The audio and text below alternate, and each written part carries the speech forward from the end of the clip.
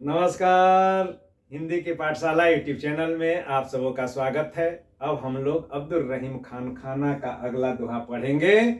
रूठे सूजन मनाइए, जो रूठे 100 बार, रहीमन फिर पोइए। टूटे मुक्ताहार रहीमा, टूटे मुक्ताहार। संदर्भ तो प्रस्तुत दोहा रहीम रचित दोहावली से लिया गया है, जो हमारे पाठ्य पुस्तक का जो नाम है उसको लिख दीजिएगा, से उद्धृत है। अब इसका प्रसंग क्या है? तो प्रसंग तो इस दोहा के माध्यम से अब्दुल रहीम खान खाना मित्रता के महत्व को बताना चाहते हैं। वे यह कह रहे हैं कि अगर कोई आपका स्वजन यानी कि अपना प्रिय व्यक्ति, परिचित मित्र, जो सज्जन है, अगर वह बार बार भी अगर आपसे रूठ रहा है तो भी उसे मनाने की आप बार बार कोशिश कीजिए। ठीक वैसे ही जैसे कि मोतियों की माला जब टूट जाती है, मोतियां बिखर जाती है, तब आप उसे चुन चुन करके फिर से धागे में पिरो करके अपने गले में डाल करके अपने सौंदर्य को बढ़ा लेते हैं। वैसे ही आपका मित्र भी आपके सौंदर्य को बढ़ाने वाला है, क्योंकि मित्रता बड़ी अनमोल चीज है, दुर्लभ चीज है। मित्र तो दुश्मन तो लाख हैं। दुश्मन चाहे अनचाहे और जब चाहे बना सकते हैं और बन जाते हैं, मगर स्वजन और सज्जन मित्र बहुत कम मिल पाते हैं। तो इसलिए मित्रता को बचानी चाहिए। अब इसमें जो कठिन शब्द है उसका अर्थ तो सुजन यानी कि सु का मतलब अच्छा, जन का मतलब जन, लोग। तो इसका अर्थ हो गया अपना जन यानी कि अपने, या सज्जन व्यक्ति, सज्जन, स्वजन या सज्जन, दोनों सज्जन। और मनाइए का मतलब जो है मनाइए, जो रूठे 100 बार, 100 बार, 100 बार। यहाँ पर एक गिनती महत्व की नहीं है, जितनी बार वो रूठे। रहमन फिरी मतलब जो है दोबारा, बार बार। पोइए मतलब पिरोना, धागे में पिरोते हैं तो इसी को पोइए कहा गया है। टूटे मुक्ताहार, मुक्ता यानी कि जो है मोतियों की माला, हार का मतलब माला, तो टूटे मुक्ता हार।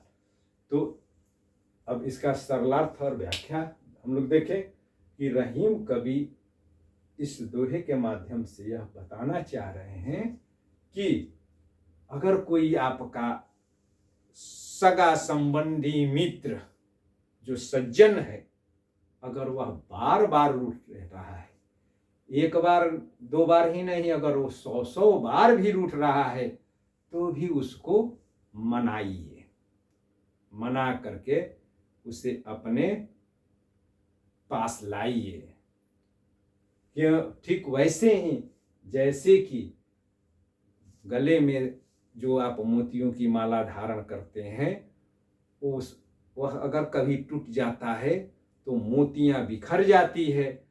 तब क्या आप करते हैं कि उन बिखरी हुई मोतियों को चुन चुन करके फिर से उसे धागे में पिरो करके फिर से धारण कर लेते हैं।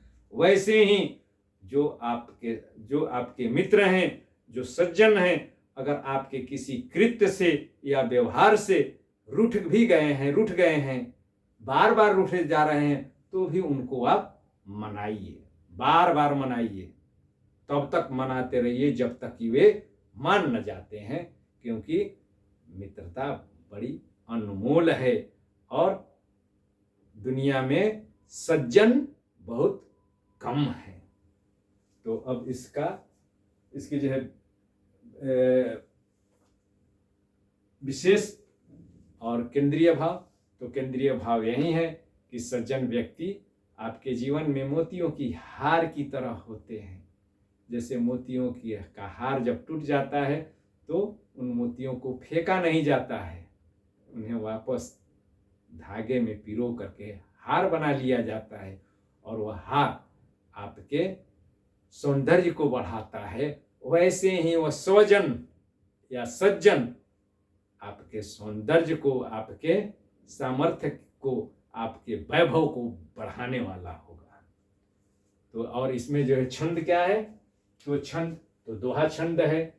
दोहा के बारे में बार बार बता रहा हूं, जिसमें 24 मात्राएं होती है 13 और 11 पर। तो यहाँ पर रू में 2 मात्रा, थे में 2 मात्रा, सु में 1 मात्रा, ज में 1 मात्रा, नौ में 1 मात्रा, मो में 1 मात्रा, ना में 2 मात्रा, ई में 1 मात्रा, दू में ए में 2 मात्रा, और जो में 2 मात्रा, रू में 2 मात्रा, ठे में 2 मात्रा, सौ में 2 मात्रा, बा में 2 मात्रा, र में 1 मात्रा। तो हो गया 4 4 8 5 13, इसमें हो गया 2 5 10 1 11 मात्रा हो गए।